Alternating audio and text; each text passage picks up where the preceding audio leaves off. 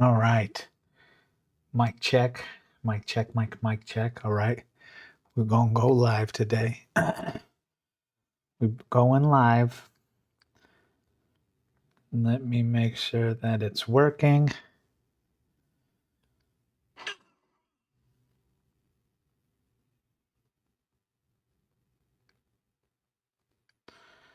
Relic Prime.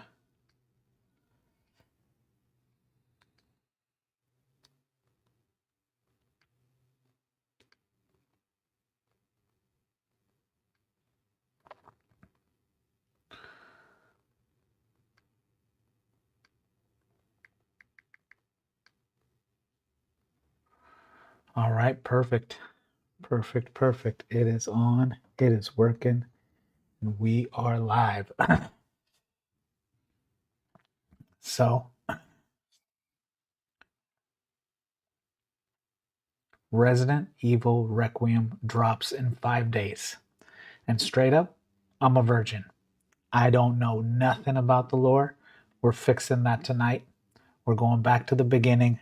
I'm about to learn about starting from some mansion, I guess, or back from the 1990s where this thing started. So I know what the F is going on when it drops here in 5 days. If a zombie dog jumps through the screen and I scream, don't clip it. I got a reputation to maintain. I have always kind of avoided horror games because they freak me the fuck out. We're going to see how I do with this one. This is, for me, the scariest. I think I did some of Silent Hill, but whatever. This is the one. So we're doing Gaming Harry tonight. He's catching us up on the lore. We're going to do all 3 parts, not on this setting. We're not even going to finish this on this one, but we're going to keep going through the lore and watch it. We're going 45 minutes on this. Of a 3-part series where we'll be going over the entire story from the Resident Evil franchise. I've been meaning to do this for a while, but with Resident Evil 9 on the horizon, this is the perfect time to take on this mammoth project. How the videos will work is like this. In this one, I'll be tackling Resident Evil 0, 1, Hold the fuck 2, up. 3, and Code Veronica, and also Survivor from the PS1. Hold up. One videos will 9 on the horizon. This is the perfect time to That's take a on lady. this mammoth project. How the videos will work. Why is she like 30 this. feet tall? In this one, I'll be tackling Resident Evil 0, Jesus, 1, this 2, is creepy. 3, and Code Veronica, and also Survivor from the PS1, as these titles all take place between July 1998 and December 1998. In part 2 of the video series, I'll be doing the Dark Side Chronicles, the Umbrella Chronicles where relevant, Resident Evil 4, Revelations, Resident Evil 5, Revelations 2, and Resident Evil 6, along with a couple of the CGI movies. And finally, in part 3, we'll be looking at Resident Evil 7, its DLCs, 8, Shadow of Rose, and 9. But there's not much else to say now other than there will be spoilers for the entire Resident Evil series, so let's begin. God damn it. I can feel the tension. A great place to start this video is to look at the origins of the overarching antagonists of the Resident Evil series, and that is the Umbrella Corporation. But we'll first focus upon one of the founders of Umbrella, and that is Oswell Earl Spencer. The Spencer family, when Oswell was growing up, were among the elites of European social circles, but by the time that Oswell came to inherit his family's fortune, the state of the Spencer legacy had deteriorated somewhat. Growing up, Oswell took a keen interest in eugenics, and it was through this interest that he read a book by a British explorer named Henry Travis, and the book documented a 3-decade journey through Africa, in which Travis documented plants and animals, along with the indigenous that lived there. But back to Spencer. He's a freaking he would evil go to genius. university in order to study medicine, and would meet 2 people there, a James Marcus and an Edward Ashford. Their importance will become clear later on. Spencer went on his own jaunts across Europe, visiting such places like Romania, where he almost died and visited a small village. He worked with a woman there called Miranda, who was working with a black substance which itself had the ability to mutate.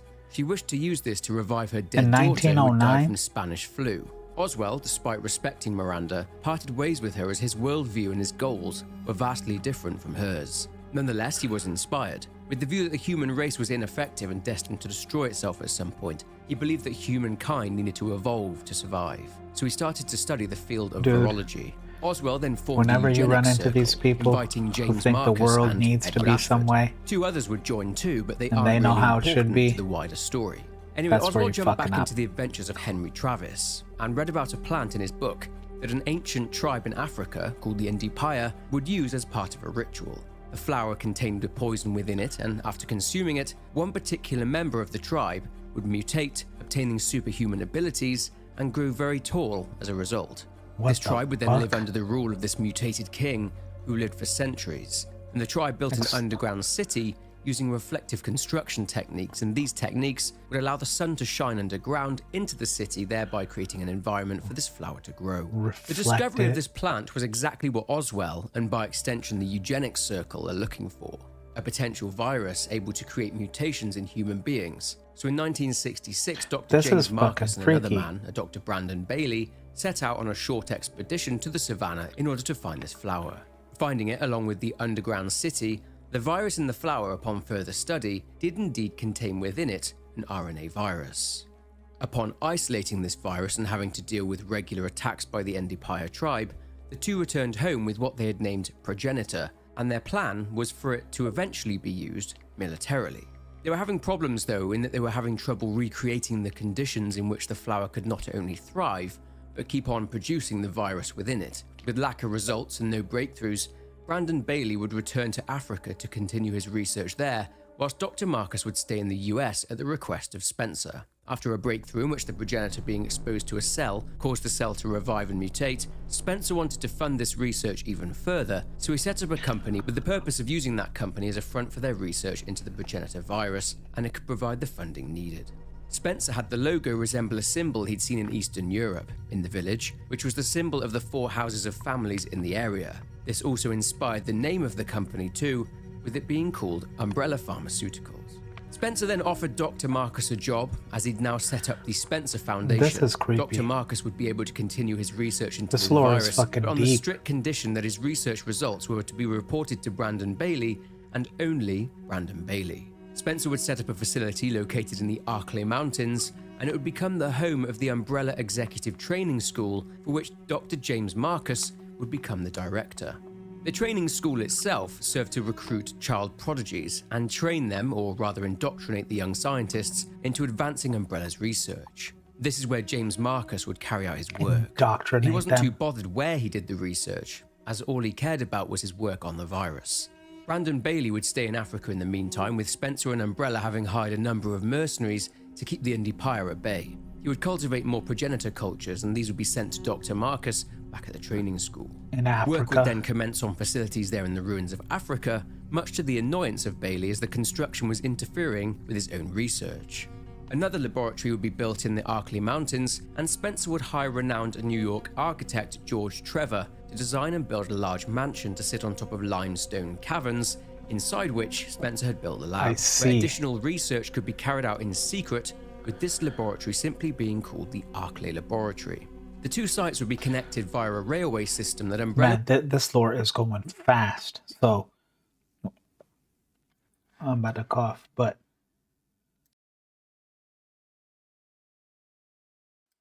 so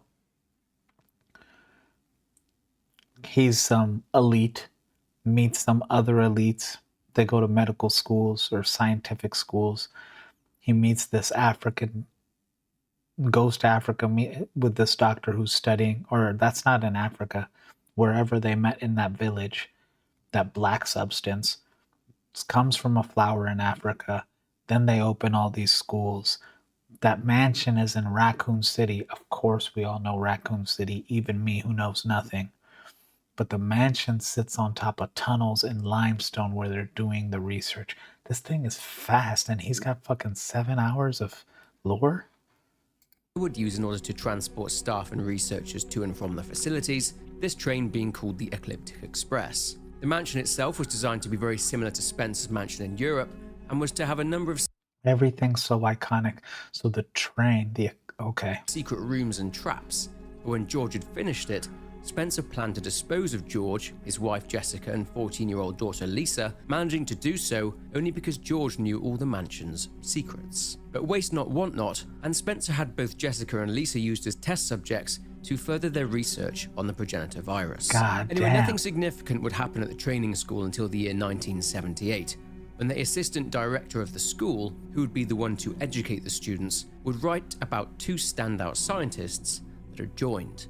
These two were Dr. Albert Wesker and Dr. William Birkin. The two were ruthlessly competitive and were even described as cruel by the assistant director. Damn. But Wesker in particular is someone that Oswald Spencer is familiar with. That's Wesker. I've seen him in the Project animated W was movies. a eugenics program developed by Oswald Spencer, as he wanted to produce what he considered a superior race of human beings. The W, as you'd probably have guessed, stands for Wesker, after a Dr. Wesker, the guy who ran the program. Essentially, gifted children from all over the world would be kidnapped and would be raised with a high level of education and would be raised by the ideals of Spencer himself. All these children would then receive the last name Wesker. There are at least 13 That sounds of these like the Weskers, goddamn as Epstein detailed on a files. computer entry in Spencer's mansion over in Europe. Albert was one of these gifted children, as was another, a woman who'd received the name Alex Wesker. Difference between the two, though, is that Alex was told about this program, as opposed to Albert, who was not. Like most other Project W subjects, Albert had gone out into the world and ended up working for Umbrella through the training school. All the Wesker children were given an experimental virus, and this was phase 2 of the plan.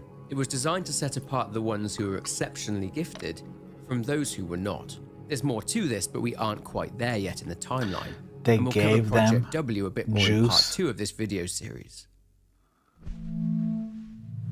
Dude. So when it came to research on the progenitor virus, there were actually 3 different areas of research. They wanted to be able to produce bioweapons that would rule out any need for a large conventional army, something that the US military could use. Work began on trying to produce the T-virus, or the Tyrant virus. The Tyrant project was essentially, and initially at least, a super soldier program. 3 different strains came out of this. Spencer's project developed the type A and B strains of progenitor, but these weren't very good. Remember I mentioned Edward Ashford? Well, he worked on his own strain in Europe alongside his son Alexander, but that didn't really end up going too well for the Ashfords, as in 1968, This is a engrossing. conniving Oswald would arrange for an completely outbreak immersed. at the lab in which Edward Ashford was killed. Finally, it was Dr. James Marcus that managed to produce a usable T-virus strain, reporting his success back to Brandon Bailey over in Africa. He didn't like any of the students working with him on the T-virus research, although his exception to this rule were both Albert Wesker and William Birkin, and such was Dr. Marcus's admiration for them that he encouraged the assistant director of the training school to encourage a bit of competition between the two. Then the breakthrough came after he had introduced the DNA of leeches into the progenitor virus. With this strain now suitable for further research, weapons research to be specific, he would start testing on animals. The animals exhibited increased growth and aggression. He wished, however, to further research onto human test subjects, and he would do this by luring the students of the training school into his lab, and he'd tell them to touch the leeches. Oh my He would God. commit terrible acts, and would even subject staff members and students to torture methods such as gas torture. He would keep some of them for future study. Some of them were Holy experimented on and sent shit. to other Umbrella labs for further research to be carried out on them. But just as Spencer had done with Edward Ashford, he now wanted Dr. Marcus out of the way. In the same Evil year that Wesker and scientist to Birkin the had joined the max. school in 1978, thanks in large part to a slew of scandals regarding experimentation, Umbrella had ordered the school to be closed, the lab shut down, and research personnel were to be relocated to different Umbrella facilities. But Both they Wesker and wanted Birkin him were to sent do to the this. Arkley laboratory, which was nearby, and they were able to steal a sample of Dr. Marcus's completed T-virus strain, which elevated them both to the level of senior researchers at the Arkley lab. Wesker, along with Birkin, then managed to create a new strain derived from Ebola virus, which Wesker's allowed not this new aging. strain to get past the immune system more efficiently. This meant that not only would the subjects not die, as was expected, but they would reanimate. But back to Dr. Marcus. Dr. Marcus was paranoid that Spencer was attempting to steal his data, but Marcus had become quite fond of his leeches. After choosing to stay there at the now Excuse closed me? laboratory and carrying on his research, on January 13th, Marcus would write about his plan to seize control of Umbrella by presenting his research to them. But Spencer knew what Dr. Marcus's intentions were and decided to strike first. And then in 1988, Umbrella security services made their way into the lab along with Wesker and Birkin, killing Dr. Marcus. Wesker and Birkin took his T-virus research sample with them to the Arkley lab, and Dr. Marcus, as well as his leeches, including the Queen, were disposed of, albeit rather shoddily. The Queen. The negligence of the disposal would set off a chain of events that would change the world. But before we look at what that entails, let's look a bit into what Wesker and Birkin would work on. Dude. Through further experimentation with using the T-virus on animals, Birkin birthed the Cerberus project, which produced attack dogs, basically. However, like most other animal-type BOWs, these didn't have much sense and were of low intelligence. Other BOWs created were the insect-based chimeras and the reptile-based hunters. They wanted to introduce the T-virus to humans with high intelligence, but the odds of this being achievable were very low. With only a 1 in 1 million chance that someone would have the genetic makeup to mutate into a tyrant, instead of a regular dumb as a stump infected, they'd hit a wall. This is when they turned to George Trevor's daughter Lisa, still alive and being held captive all those years. Essentially, an Umbrella lab in Europe had developed a parasite called Nemesis A, or rather Alpha. It had been created in order to combat the mental degradation that came with infection by the T-virus. Obtaining one of these parasites, Birkin implanted it into Lisa Trevor, and her body not only was able to destroy the parasite, but absorbed its DNA into hers. A new progenitor strain, which Dr. Birkin called the G, or Golgotha virus, came from this. Birkin considered Golgotha to surpass the performance of the T-virus. All of this... So did Oswald Spencer, as it happens. All this lore happens in the games? That's insane. No wonder this thing is so big. The lore, just the lore on this is dope already. Interested in its capabilities in regard to eugenics, Birkin had hoped that him refining and perfecting Golgotha would earn him a seat on the Umbrella board. Birkin would leave the Arclay laboratory soon after at the request of Oswald Spencer, and he would go to France to another research facility where he worked alongside a Dr. Christine Henry, a woman who Spencer knew quite well, with Birkin handing over his research on the T-virus to a researcher called John Clemens. Birkin wasn't in France long, though. They have a host of these scientists, so that's why they're just collecting all of these people, indoctrinating them, and just have this team of evil scientists working on this stuff. This is insane. As Umbrella had built a state... I mean, this could easily be real. In real life. State-of-the-art laboratory in 1991 that itself sat right underneath Raccoon City, being called Nest, and in 1998 Birkin completed his masterpiece, his life's work. At some point, Wesker, who by this point had also had a career in the US military as one of their engineering officers, would be tasked by Umbrella to infiltrate the Raccoon Police's STARS unit, which stands for the Special Tactics and Rescue Service. He became the leader of Alpha Team, pretty much commanding the entire unit. But more on the G-virus a bit later in the video. So Wesker is just Marcus's evil. Decaying body lying in the water, and the Queen Leech infiltrated entered his mouth, completely. merging its own DNA with his, meaning that the dead James Marcus became infected with the T-virus, at which point the Queen ate part of Dr. Marcus's brain, thereby inheriting his memories. Believing that it had been reborn as Dr. Marcus, it also believed that its main purpose was to get revenge on those responsible for his death. Quite remarkably, this Queen Leech was able to transform its body into what Marcus had looked like in his earlier years. In May 1998, this is when the proverbial would hit the fan. The Queen Leech would then go to the Arclay laboratory and cause an outbreak there, with a whole load of researchers there becoming infected with the Epsilon strain of the T-virus, and as a result of this outbreak, a load of BOWs escaped into the Arclay Mountains. What better way to get back at Spencer and Umbrella than by causing a mass and potentially worldwide outbreak that would destroy not only Umbrella, but the world itself? On July 23, 1998, Umbrella's train, the Ecliptic Express, is hurtling through Raccoon Forest, as it's filled with Umbrella staff who have been assigned to rebuild and reopen the training school, when the train suddenly comes under attack by leeches. The Queen Leech is nearby, standing on top of a mountain, and is singing. Everyone on the train is, as a result, infected with the T-virus. 2 hours later, the Raccoon Police Department's Special Tactics and Rescue Service are flying over the mountains by chopper. This is the basis of that Bravo movie. team are actually there to investigate This grisly is so murders in much the Arclay better than the Mountains, movie. as the murders have an element of cannibalism to them. Stars have been sent because Umbrella and the Raccoon Police Department itself tried and failed to explain the murders, resulting in the case being taken over by Stars and the Arclay Mountains being closed off to tourists.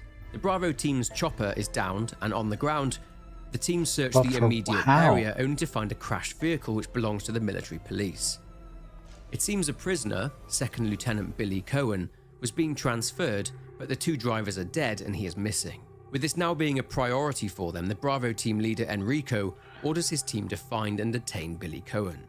Not long into her search, the Bravo team medic Rebecca Chambers comes across the now stopped Ecliptic Express. Stepping on board the train, Rebecca finds blood-stained seats, along with the personal items of people that are missing from the carriage. Moving into the next carriage, she asks anyone there to identify themselves, but finds a dead male in his seat, and his flesh looks rotten.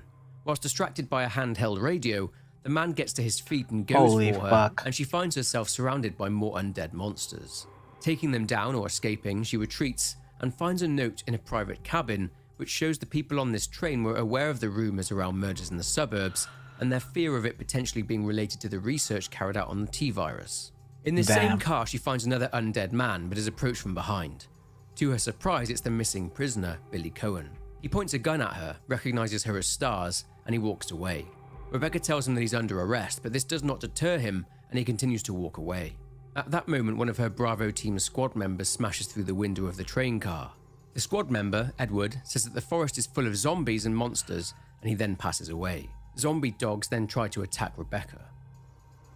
In the upstairs section of another carriage, Rebecca finds a load of what looks like Rebecca's eggs going through it. Covered in slime. She's going through it. She gets a call over the radio from her squad leader, Enrico, telling her about Billy Cohen. A document inside his transport states that he killed as many as 23 people, and not only that, but he was also institutionalized. This indicates that he's a very dangerous man, and Enrico tells her not to hesitate if she's got the chance to kill him before his transmission goes dead. With no other choice but to move through the train cars, she encounters Billy again. This time he's a little bit more open to a conversation and suggests because of the dangers present they should work together.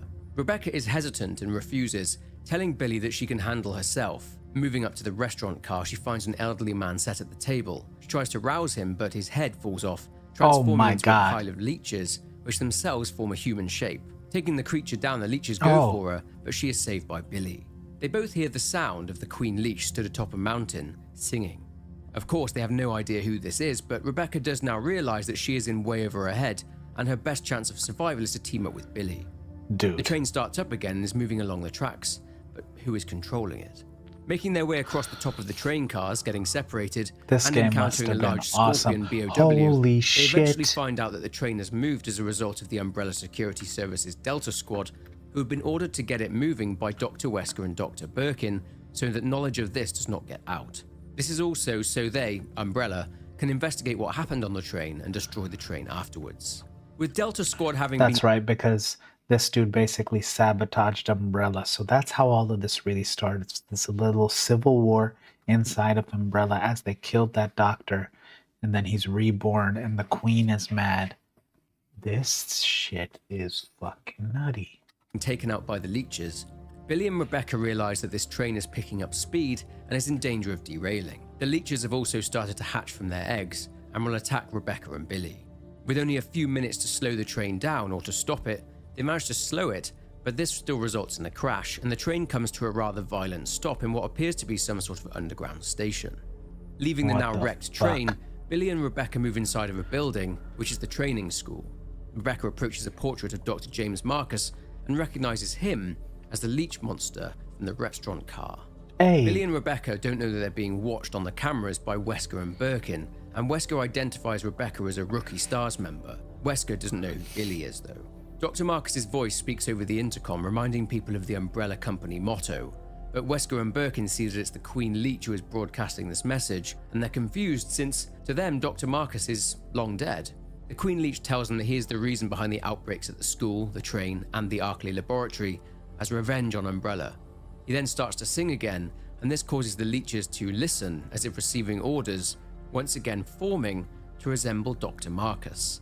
Anyway, with no other choice, Billy and Rebecca explore the school, confronted by multiple leech monsters resembling Dr. Marcus. Oh, flip around, During their Billy. time here, the pair also find out what happened back in the 70s, and Marcus's grim experimentation on not only adult subjects, but the young students at the training school too. They also fight many horrific BOWs in both the training school itself and the secret spiders, centipedes, scorpions, monkeys. Are we fucking kidding me here? And discover who the mysterious man, the Queen Leech, is, stating that this could sink Umbrella. Wesker says this means their jobs will be gone, as well as Spencer's, so he plans to say goodbye to Umbrella.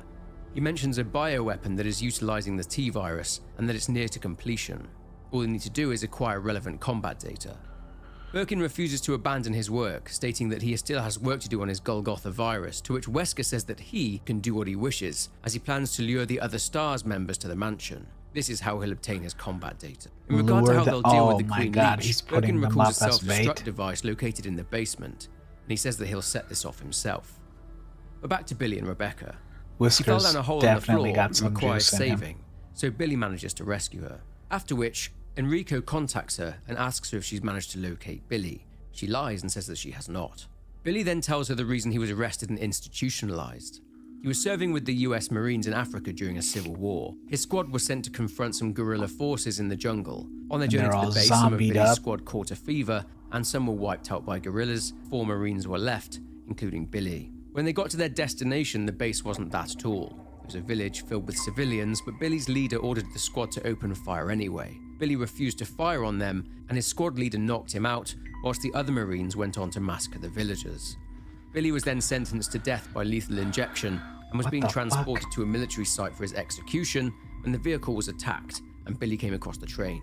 Pushing on through the facility and fighting more BOWs, Billy also finds an old photo of the singing man, and Billy is surprised to see the man named on the back as a young James Marcus. Given Dr. Marcus's age, Billy considers that the singing man may be Dr. Marcus's son, or maybe his grandson. Billy and Rebecca also find a working cable car and hope that maybe it could lead to a way out of there. But as they prepare to get on board, Billy is attacked by a BOW and falls over the side of a railing. Using the cable car with the hope of finding Billy alive somewhere, Rebecca comes out in what she learns is the Umbrella chemical plant, and she finds it almost completely deserted. She's got these lizards all over her. She just runs from it. Using a large elevator it. designed for trains, she is approached by Enrico.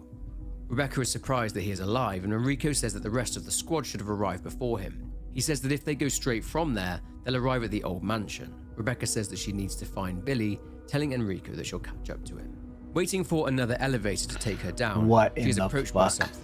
This is one of the T-001 Tyrants from the Tyrant Project, their prototype. Rebecca engages it in battle whilst waiting for the elevator, but she's able to do enough damage to bring it down. Using the elevator, Rebecca descends to Umbrella's nest facility, whilst the singing man, Queen Leech, talks to his leeches, saying nothing will stop him from getting his revenge. Having descended, Rebecca spots Billy clung to a rock in the stream, but there's something in the water with him, and it drags him off somewhere else. Oh shit. After rerouting power for the dam, Rebecca moves on. Here in the plant, she finds the workers have been infected thanks to James Marcus's leech friends. She tracks down Billy, still alive, and she pulls him onto a platform. And they spot the many human remains in this area, leading them to believe that this is what caused the workers still at the plant to become infected by Dr. Marcus not disposing of them properly.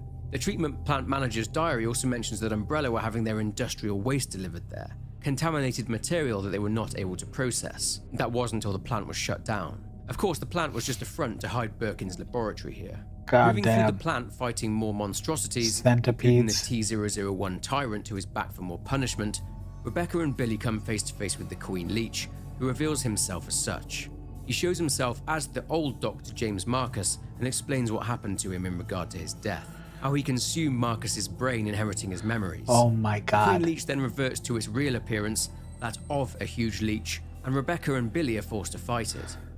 Defeating it, they ascend in a cargo elevator, but their fight isn't over, as the Queen Leech is still alive and chases them up the elevator shaft. What the fuck? The self-destruct sequence is then activated by William Birkin, as he and Wesker attempt to destroy all evidence there. Fighting the Queen Leech again, Billy and Rebecca see that it's sensitive to sunlight, so inside a massive warehouse, Rebecca gets to work in opening the roof, whilst Billy keeps the creature at bay. Oh dude, Getting all the warehouse windows open, the creature is weakened, and Billy finishes it off with a gunshot to the face. Hey, Queenie! Feast on this! Nice line, homie. Still weak to the sun.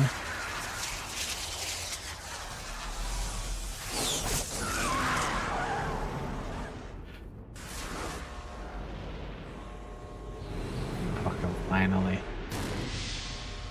Drop a nuke down this thing. Just nuke the whole fucking thing.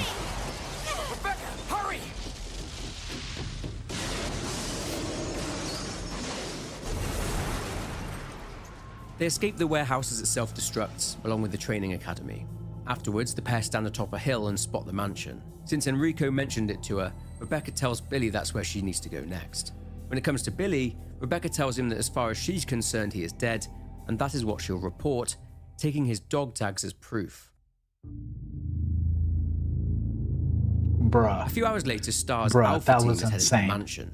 Unbeknownst to them, this is all a ploy by Alpha Squad leader Albert Wesker to obtain combat data. They think they are there to investigate the murders in the Arklay Mountains and to search for the now missing Bravo team. On board the chopper are Alpha members Chris Redfield, who is also Alpha's point man, Jill Valentine, Barry Burton, Joseph Frost, and Albert Wesker, along with pilot Brad Vickers. Touching down after spotting Bravo team's crashed and destroyed helicopter, which contains the body of Kevin Dooley, Joseph Frost is attacked by Cerberus. Taking one of them out, Chris, Jill, and Wesker have to retreat to the mansion, and on the way they spot Brad flying off in the chopper. Barry is unaccounted for, and in the mansion's main hall they hear a gunshot. Either Chris or Jill say they will go and check it out. Now, for the sake of story, here I chose Chris, and we'll be following Chris's path through the game, although both paths are pretty much identical. Entering a corridor, Chris witnesses something horrific.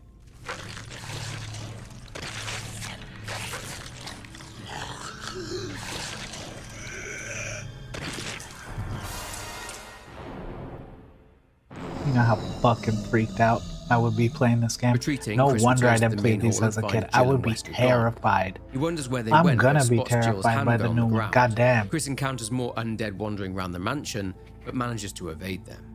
Returning to the body the zombie was feasting on, it stars Bravo team member Kenneth, and he's holding a VHS tape. Needing to find out what happened to Jill and Wesker, Chris explores the mansion. Well, Fighting and Wesker's a putting down a fucking load piece more of shit. zombies, Chris has to solve many puzzles because, as I mentioned earlier, Oswell Spencer requested these puzzles when the mansion was being designed by George Trevor. Chris The also found traps a and note stating puzzles. that he should burn the undead after they've been killed. This is important because after a time, they'll transform into a new mutation called Crimson Heads, which What are the extremely fuck? aggressive. Chris finds a diary from an Umbrella researcher which details experiments that had been carried out here at the labs linked to the mansion, and it mentions there'd been an accident in the lab and this is why the place is overrun. As you'll remember, that accident or leak was caused by the Queen Leech. Yeah. Anyway, Chris finds another of the Bravo team members. Unfortunately, he is deceased as well, but Chris does come across his still alive Rebecca Chambers, who is tending to one of the other Bravo team members, Richard, who seemingly got bitten by a snake, but Rebecca says the bite mark is huge. Rebecca says that Richard needs serum, but the problem is that it's in another room. Chris can choose to go and get the serum. If he's unable to get it in time, Richard will die, but on retrieving it, Rebecca administers it to him. He passes out and Rebecca and Chris move him to a safer room where he can recover. She says that as soon as Richard gets better, they'll both catch up to Chris. Chris comes face to face with the snake that attacked Richard. What the Just as Rebecca fuck? said, Are we this an is a huge anaconda? serpent, and Chris is forced to either fight it or avoid it. He is eventually able to make it to the outer grounds of the mansion where he hears Wesker trying to contact him over the radio, but he is unable to clearly make out what he's saying. Still unsure about what's going on, Chris moves on and finds a small shack, inside of which he finds a diary, but the writing inside is barely legible. It's the diary of Lisa Trevor, who wrote about her parents. Also inside this shack, he encounters what remains of Lisa Trevor, grotesquely disfigured from the experiments Umbrella had put her through, and she knocks him down. He's able to get out of there and further down a path, receives a radio call from Brad Vickers. Chris tries to respond, but Brad is unable to hear him as Chris's radio is broken. Draining a large pool of water, he finds that there's a path beneath it leading to an area with a small waterfall. Finding a residence building there, Chris has a look around the place, and this place has its fair share of creepy. Zombies, Moving a fucking bookcase, spiders, Chris finds a ladder which leads to an giant underground ones. area. Now, if Richard had been saved earlier on, Chris finds him down here terrified as he's being stalked by a shark BOW. Richard then tries to warn Chris about the shark's presence and ends up getting eaten and killed by the shark himself. Oh shit! Turns out there are multiple sharks here in the Aqua Ring. Bro, but after there's Chris is able all to of drain these the place, animals. he I finishes had the no dying idea. sharks off by electrocuting them. With them out of the way, Chris finds a key and explores the rest of the residence. Reaching one area of the residence, Chris has to deal with a massive plant. The plant is the result of an Umbrella researcher called Henry and his scientific curiosity, in which he injected the living plant. Oh my god, with the this T-virus. is fucking This is twisted. what produced what Umbrella called Plant 42. It had been using the water from the Aqua Ring below the residence to keep itself alive, and it fed on the workers there. The thing is, it's kind of in the way, so having learned about a chemical that renders the entire plant dead within seconds, something called V-Jolt, Chris concocts the formula according to some instructions and administers it, killing Plant 42. Thank fucking This rewards God. Chris with a key from a previously Chris blocked is a fireplace. beast. Outside the room where he had fought the plant, Rebecca is there and Chris shares the news of Richard's death. Rebecca goes to a pharmaceutical room she'd seen, but Chris hears gunshots and discovers Wesker there. He is surprised to see Chris alive, and Chris asks where Jill is, and Wesker says that they got separated.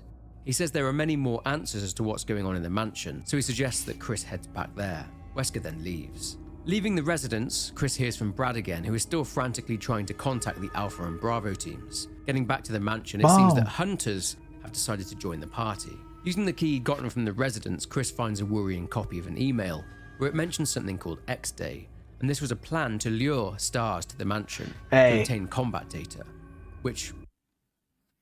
So now you fucking see the plan. Bro, if it was me, there ain't no way that I'm going through the rest of this mansion.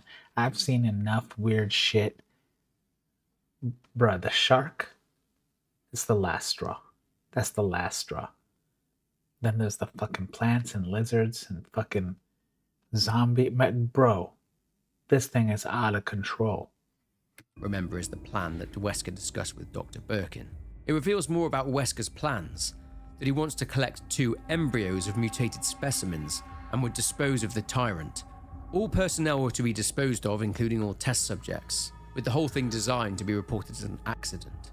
These orders had come straight from Umbrella headquarters, but of course Chris has no idea yet that Wesker is a traitor. Chris later saves Rebecca from a hunter attack, and he tells her they have to find the others and find a way out of there. Bro, and she's Chris been had to going deal with through a it. large snake in the mansion's library. This time he is forced to fight it, but he prevails and the snake is dead. It slams its head against the bookcase, revealing an item that Chris can use to solve another one of George Trevor's contraptions. Earlier, Chris found the diary of George Trevor, which stated that he tried to escape at one point, and I'd guess that he felt that his knowledge of the mansion since he designed it would give him a big chance of success. But it turns out that poor George was caught out by one of his own traps. He wrote his final thoughts in a book, and he mentions dark, wet caves. In the end, poor George Trevor would starve to death until his diary would be discovered by Chris 31 years later. What's creepy is that the gravestone here marks the final resting place of George Trevor, which means that he hadn't just fallen for his own trap, he'd also fallen for Spencer's trap, as he had foreseen how George would try to escape. Having found a large battery in the mansion, Chris uses it to get an elevator powered, and uses it to ascend to an area where Chris is able to turn a crank, and he hears the sound of the waterfall shutting off. Returning to the waterfall, sure enough, a tunnel has been revealed behind it, I might play so Chris these descends games. via a ladder at the other end. At the bottom, he finds himself in the caves that George had written about. But I might play it. But down there in one of the tunnels, Chris comes across a member of Bravo team. It's their leader, Enrico. He's been shot, and he says that he's discovered that someone in Stars has turned traitor. Of course, we know who that is. Enrico falsely suspects Chris and points his gun at him before he is shot and killed, with their killer running off before Chris can get a good look at them. Taking a crank from Enrico's body and fighting hunters, Chris moves on through the caves and uses the crank to open up pathways, avoiding being crushed in the process, and has to do battle with more BOWs in the form of huge spiders. What the Descending fuck, even no. deeper into the caves, Chris hears the pained groans of Lisa Trevor, who is pursuing him. He comes across an area where someone, Lisa, had been kept, and some notes here tell us about the demise of Jessica Trevor, George's wife, and that after the progenitor virus was administered to her, she failed to fuse with it and was subsequently disposed of. In terms of Lisa, however, she fused with it, but this was delayed, and she was to be observed further. Umbrella called it protective observation. She's just been in here for 30 years. Lisa journaled on what happened after she had the progenitor virus administered to her. Or how long. She felt dizzy, but she didn't know where her mother was. Jessica had promised Lisa that they would both escape together, leading Lisa to believe that her mother had escaped and left her behind. Little did she know that her mother was actually dead. She was happy later on, though, as she'd found her, but her mother was different inside. Turns out an Umbrella researcher was tasked with impersonating Jessica. She presumably cut the face off of this researcher and would vow to give her mother's face back to her. Lisa was unraveling the delayed effects of the progenitor virus now showing. But a ladder here leads to the shack where Chris first encountered Lisa, which explains where she had come from. Using a couple of stone motifs on a door in the main hall of the mansion, Chris heads through it and follows a bunch of shows you tunnels. the puzzles and also. He finds Wesker down there engaging in a battle against Lisa Trevor, and Wesker tells Chris to get involved. Pushing 4 stone pillars off the platform, this breaks the 4 chains on the coffin in the middle, and with all the chains broken, Lisa has now found her mother, who is inside it. Lisa then falls down into the depths. Inside the coffin, as well as the skeleton of Jessica Trevor, is a note from her to Lisa, saying that she was feeling her consciousness drifting away. The researchers kept giving her shots to make the itching go away, saying they were nutrition shots. Unfortunately, those shots would cause Jessica to somewhat forget Lisa, and she worried that she'd end up forgetting everything. Is a fucking Jessica movie. would come up with a plan for them to escape together next time they were at the lab by pretending they were both unconscious. But this plan obviously did not work. Using an elevator, Chris finds himself at a fountain, and draining it, a staircase is revealed inside it. Bro, Using the even staircase just to descend it and going back underground seeing again, that this he is now place has inside all of this Umbrella's shit. Arklay laboratory. There are plenty of infected Umbrella researchers down here, the handiwork of the Queen Leech. Through investigation, Chris discovers that the Epsilon strain of the T-virus had leaked, or rather set loose in the laboratory, and because of the staff becoming infected, the BOWs had escaped into the mansion, the surrounding area, and into the Arklay Mountains, resulting in STAR's Bravo team being sent to investigate the murders. One scientist we've already mentioned, John Clemens, would write to his girlfriend, Ada, telling her that he was changing into something else thanks to the virus, and for her to do everything in her power to make sure the leak there at the Arklay laboratory went public, to not let Umbrella cover it all up. Also here in the Arklay labs, Chris finds a slide reel, and on it is evidence of the BOWs Umbrella has created here. The Cerberus, the Neptune, Sharks, and the Hunters, along with another one that Chris has not encountered. That damn the tyrant. T-002 Tyrant, the perfected version of the proto-tyrant that Rebecca and Billy encountered at the training school. Chris also sees a slide of someone in a lab coat that he recognizes. Wesker. Another list of so-called security protocols also lists Wesker as a consultant researcher for Umbrella. Chris also manages to observe the final moments of Bravo team member Kenneth by viewing the videotape he had obtained from him earlier on. This dude getting terrorized. Get away from me! No! Hey! No!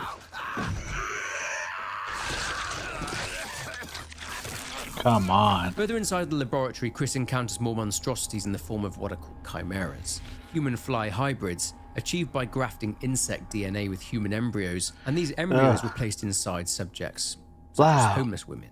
Getting a large elevator online, their way up to the surface, Chris is surprised by an out-of-breath Rebecca who's been trying to catch up with him. Using the elevator, they enter a lab and find Albert Wesker inside. His whole sordid plan is about to be revealed. Chris demands to know how long Wesker has been on the payroll of Umbrella. He says that he's always been with Umbrella, and that STARS have been a puppet to be used by Umbrella. Chris and Rebecca realize that Wesker gave up the STARS members and saw them as lambs for the slaughter. Take his gun. Shoots Rebecca in the shoulder. What? Wesker admires the tyrant, calling it magnificent, and it wakes up, goring Wesker through the torso with its claw arm and throwing him aside. It goes after Chris, but he's able to defeat it by shooting the exposed heart on its chest. Checking on Rebecca, she's wearing a bulletproof vest, which took most of the impact. Getting a move on, Rebecca says that there's still a lot of T-virus present here in the lab, so they should blow the place up and destroy the virus using the facility's self-destruct system. Rebecca will look into getting this done, and Chris says he will see her on the outside. Chris is surprised to see that Jill is still alive, and she's in a cell there in the lab. Freeing her, she tells him that Wesker was the one that locked her in there, and he says that Wesker has been dealt with. Meeting up with Rebecca now, the self-destruct system has been activated. Jill tells Chris to get to the surface and get in contact with Brad, and she'll hold off any creatures that show up. Using signal flares, Jill and Rebecca join him, but the Tyrant joins this reunion and knocks Jill out. Chris unloads everything he's got into the Tyrant, and Brad arrives, throwing him down a rocket launcher. He then fires it straight at the Tyrant, completely destroying it. Brad then lands and they all board the chopper. The mansion then explodes, all traces of what Umbrella had done, and their lab, gone. Or so everyone thinks. Bruh. Let's go back a bit. So after the training school incident involving Rebecca and Billy, Albert Wesker left, and he was confronted by a Colonel Sergei Vladimir, who joined Umbrella after the fall of the Soviet Union, and he was extremely loyal to Oswald Spencer. He'd founded something called the Umbrella Biohazard Countermeasure Service, or UBCS for short. He was a fierce rival of Wesker, with Colonel Vladimir is one of his T-103 bodyguards by the name of Ivan. The T-103 was very tough, but Wesker was able to get away. Let's go back a bit. So after the training school incident involving Rebecca and Billy, Albert Wesker left, and he was confronted by a Colonel Sergei Vladimir, who joined Umbrella after the fall of the Soviet Union, and he was extremely loyal to Oswald Spencer. He'd founded something called the Umbrella Biohazard Countermeasure Service, or UBCS for short, and he was a fierce rival of Wesker, with Colonel Vladimir is one of his T-103 bodyguards by the name of Ivan. The T-103 was very tough, but Wesker was able to get away after fighting it after it was distracted by an explosion.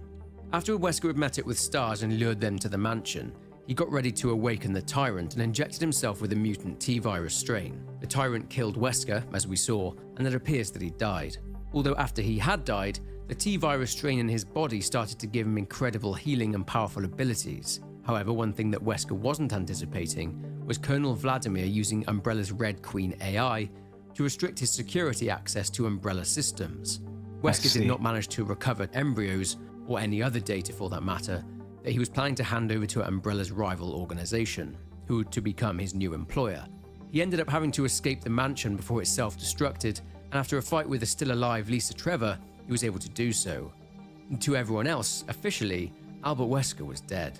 But on to Stars. Upon returning to the Raccoon City Police Department, the Stars members, consisting of Jill, Brad, Barry, Chris, and Rebecca, demanded a full investigation into the activities of Umbrella and also an investigation into the mansion incident. Brian Irons, the Raccoon City Chief of Police, rejected this demand, and this was because Irons was himself accepting bribes from Umbrella to keep any investigations away from their activities. Outward appearances suggested that Irons portrayed himself as a philanthropist, which would help hide his more nefarious activities. Anyway, he then made the decision to disband the Special Tactics and Rescue Service, ordering the RPD to do their own investigations into Umbrella, knowing that these investigations would not lead anywhere. Quite funny this, as donations from Umbrella to the RPD essentially funded the creation of Stars itself. Irons' rationale for disbanding Stars was that they'd lost too many officers, so it would no longer be able to function. Chris wasn't having this though, and he reported Chief Irons to the FBI due to corruption and taking bribes from Umbrella. And the FBI began their own investigation into corruption inside the RPD. Chris would go to Europe to continue his investigations into Umbrella, writing to his friends and colleagues in code, I'll be quiet for minutes, was but that's because holiday. this Jill thing and is Brad stayed engrossing behind like in a Raccoon City, goddamn as they movie. wanted to find out more information about Umbrella or Birkin's G-virus that was inside a nest facility somewhere underneath Raccoon City. Rebecca Chambers and Barry Burton would leave the city. Jill's investigation didn't go far though, as Irons suspended her and put her under house arrest, with her apartment under surveillance. Jill thought this was so they could wear her down and torment her into complying with what they wanted. But over the next 2 months, things would get so much worse. What? Okay. Earlier in the video, I mentioned that William Birkin had gone to work in Umbrella's nest facility. All right. We got, well,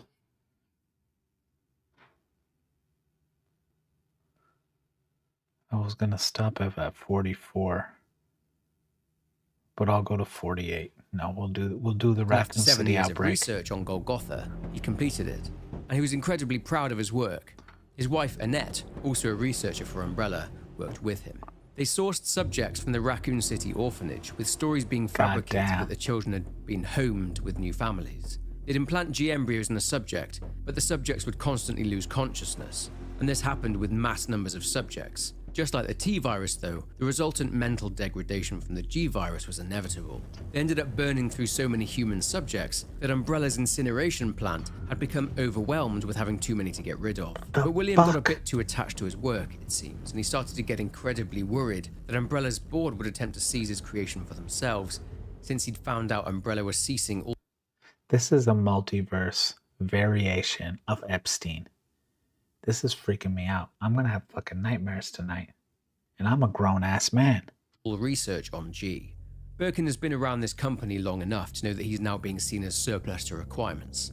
And he was right, as they'd removed him from his post, as Umbrella moles in the US military had reported that Birkin had agreed to sell G to them. He would sell the military the G-virus for their own bioweapons development program, and in exchange he would receive protection from Umbrella. Umbrella then made their move, but again, things are about to kick off. With the T-virus having made its way to Raccoon City, the events of how that happened was kind of a perfect storm, with many different, smaller outbreaks resulting in one massive situation. In April 1998, people had suspected that something was up with the water in the rivers and high levels of toxins had been discovered in the water. These were also in the water system itself.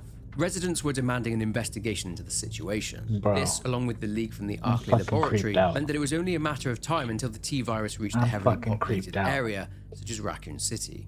Now, thanks to Birkin's research on the G-virus resulting in too many bodies to dispose of, they just sat there, and the virus was actually able to mutate.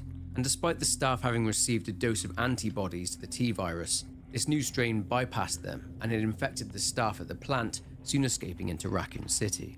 Many more reports would come out, with newspapers reporting more instances of disheveled-looking people biting others, again being referred to as cannibal murders, since these murder victims appear to have been eaten. The sewers were also a place where the virus was rampant. Raccoon City Hospital soon became overwhelmed, seeing patients suffering from strange symptoms, and they were becoming aggressive. Another hospital in Raccoon City, the Spencer Memorial Hospital, was experiencing the same thing, with more and more infected piling in. No antiseptic would work, with the doctors being attacked by aggressive patients.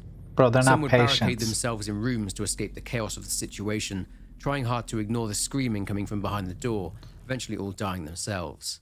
Umbrella acted, being wary of the situation fast spiraling out of control, and mobilized UBCS forces to be on standby should they need to go into the city. This was to avoid any action being taken by the US government themselves. Umbrella said they'd handle it, basically. On September 22, 1998, the Umbrella Security Services have received orders from Dr. Christine Henry to retrieve the G virus by any means necessary, even if that means killing Dr. Birkin to get it. They were also ordered to eliminate any researchers there at the lab too, and they did, according to Wayne Lee, one of Umbrella's researchers. Special Agent Hunk had orders to deliver the G virus to a small village in France called Loire, but their raid on Nest didn't exactly go to plan. Hunk and his team moved into Raccoon City on the 23rd, and after cleaning house, they confronted William Birkin in the Nest facility just as he was getting ready to leave. Birkin, reaching for something inside his lab coat in an already tense situation, resulted in one of their operators fatally shooting Birkin. Nonetheless, they grabbed the briefcases containing the samples of the G virus, along with yet another strain of the T virus, and tried to make their way through the sewers to escape. Birkin, however, well, he had one remaining sample of the G virus, and dying, he injected himself with it, much to the dismay of Annette. Over a very short period of time, William would mutate into G and pursued them through the sewers. He killed most of Hunk's Alpha team and consumed the remaining samples of the G virus, ensuring that Umbrella could not get their hands on it. The T virus vial smashed in the process, and the rats there in the sewers started to drink the liquid. The rats then left the sewers and ventured out near to a large lake, which was a main source of drinking water for Raccoon City. A day later, things would heat up. Groups of survivors get caught in zombie attacks, one in particular on a bar called Jay's Bar. Survivors did their best to survive by helping each other out and avoiding infected people who were trying to bite others. Arming themselves with whatever they could find, survivors make their way through the buildings and back alleys hoping to find a way out of the city. Raccoon police officers attempted to try and blow up the streets using explosives, but they would ultimately perish in their attempts, and this led to the survivors having to do it. Another survivor, George, goes to a university after finding a note from his friend Peter, in which he's asking for George's help. Getting there, George finds that Peter, who had been shot in the back of the head and killed, had been working on a retroviral drug called Daylight, which it was claimed could effectively eliminate the T virus from the body, although it's more likely just a suppressant to slow the virus. Whilst trying to synthesize it, George meets Greg Mueller, a former Umbrella researcher who had produced Daylight alongside Peter, and he was the one who killed Peter. The survivors were able to get samples of Daylight out of the city, and Mueller was killed. Animals got infected too and roamed the streets, and a cover was established that the city was to be quarantined due to a radiation spill. Survivors would attempt to pass through the Raccoon City Zoo via the tram there in order to attempt to make it to evacuation helicopters, but lucky for them, the chopper had already crashed before they were able to get to it, but the other passengers did die. Raccoon City police officer Kevin Ryman would take some survivors to the Raccoon Police Department, as the place had been designated as a refuge for survivors, but things were looking precarious, so the officer in charge, Marvin Branner, had a plan to escape via hidden tunnels. The police station eventually did fall to the zombies. As mentioned, all these incidents created a perfect storm, and Raccoon City was doomed to fall to the T virus. With the situation in Raccoon City spiraling out of control, Chief Irons was angry at Umbrella for ruining his town, but he still worked to disrupt Raccoon police operations as much as he could, purposely dooming his officers to death. A bit of background on Chief Irons. He was accused of domestic violence against his wife, twice, and he only avoided prison after he agreed to undergo a psych evaluation. Irons liked to hunt, and is a fully fledged psychopath, so he saw his chance to finally be able to hunt and kill humans, young women in particular, and one he sought to hunt down and kill was the mayor's daughter, Catherine. The mayor, Michael Warren, had helped Irons discredit the STARS members who'd survived the mansion and training school incidents. In a rather predictable show of cowardice, Warren fled Raccoon City once things got out of control, even so much as leaving Catherine in the Raccoon Police Department with Irons. With Jill Valentine on house arrest and awaiting the day she's able to move out of Raccoon City, she's woken up after suffering a horrific nightmare. A common occurrence ever since the mansion incident, as she's worried that maybe she's got some delayed symptoms of the T-virus. She's been busy whilst on lockdown though, investigating Umbrella and their ties to the RPD, their control of the entire city, along with the corruption of Chief Irons, and her own observations when it came to the T-virus. She realised that at some point, someone from Umbrella would likely come to kill her, so to avoid that fate, she planned to move out at night in order to try and hold Umbrella to account for what they've done. Okay, we're gonna pause here. We're gonna pause here for now. I just got fucking my mind blown. That was fucking insane. I had no idea that Resident Evil lore is that serious. What the fuck is going on over there? I am genuinely scared to play the game.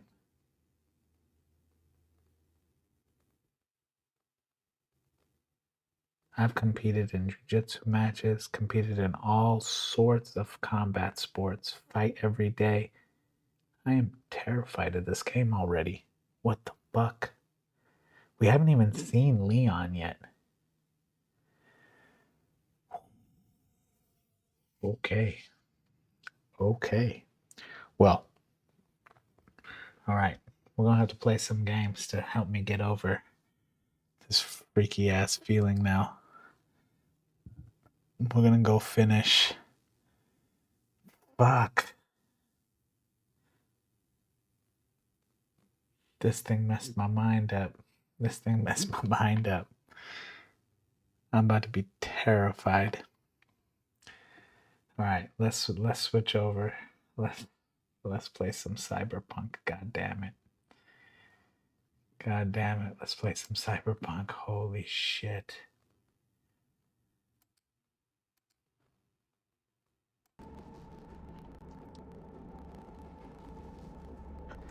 Holy shit.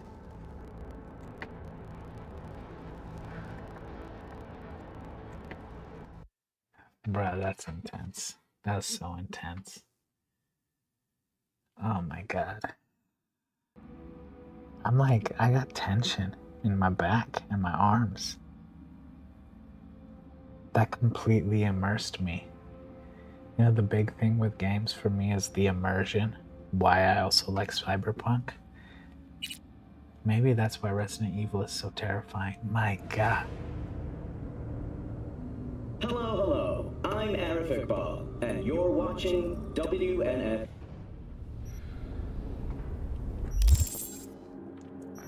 Fucking Christ, dude. Fucking Christ.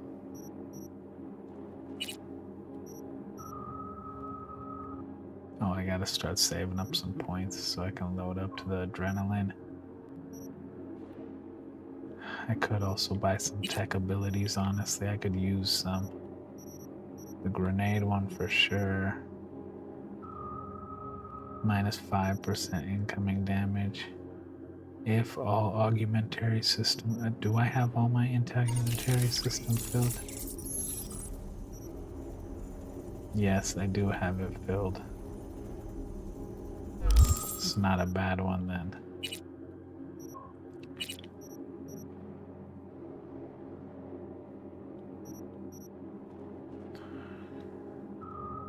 Unlocks cellular adapter. What does it do? What's the cellular adapter? I have to look it up in there. More duration.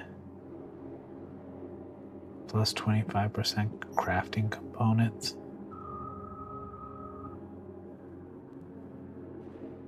Man, I can't... Some of these are important, it feels like. But I loaded up my intelligence so much. And I still feel like I could get more. Like quick hack damage. -1 RAM cost. Traceability.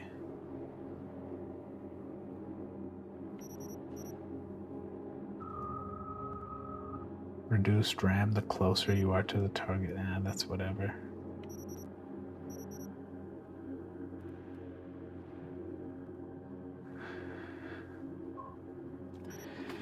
Bruh.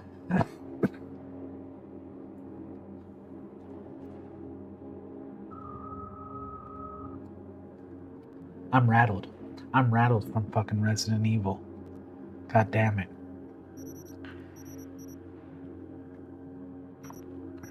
Someone needed to fucking tell me it's that fucking scary.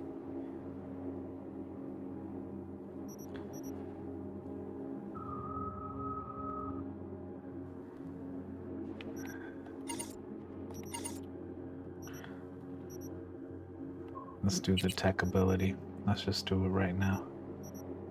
So, -5 incoming damage. I'm not gonna do that. 15% duration, 15% cooldown.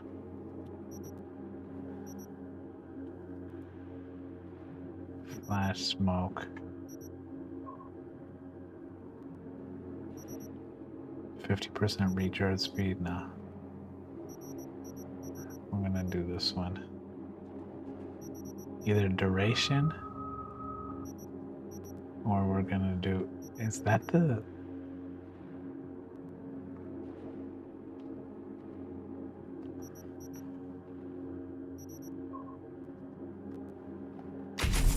boom.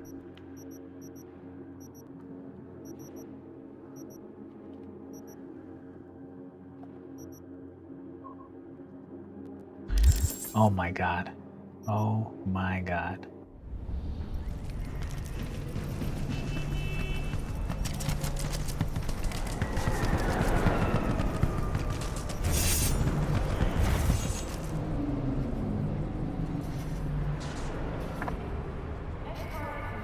Hold up. We're gonna talk to the boy real quick.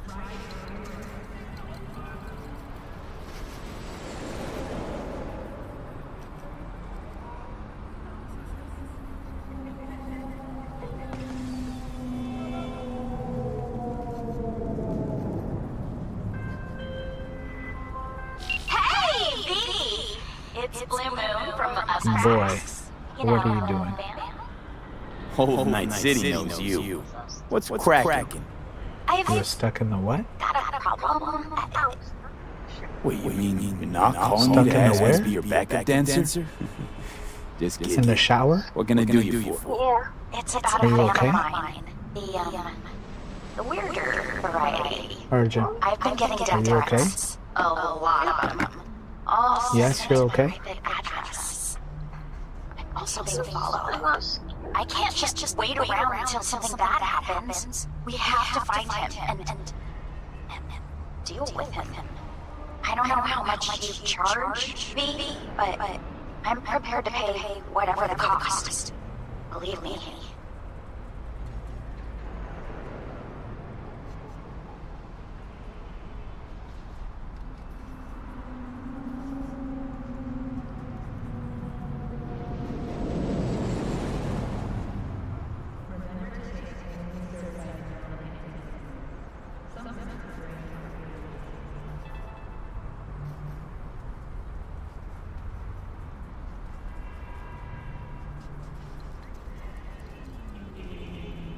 Our guy. You know anything about him? Nothing.